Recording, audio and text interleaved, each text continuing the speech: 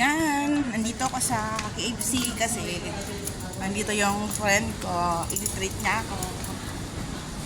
Ayan si Ate Rhea.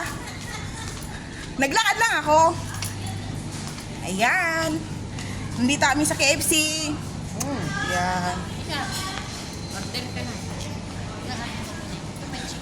Ikaw. Ako'y original. Ikaw. Sige po. Hindi, ikaw pumili ka. Di ba ito may rice na? Rice at saka cake? Siguro. And ano yan? M1? M1.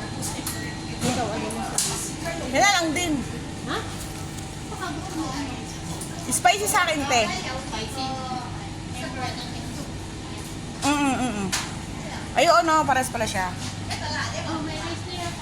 Ayan, dahil sa Chinese New Year, nandito kami ni ate.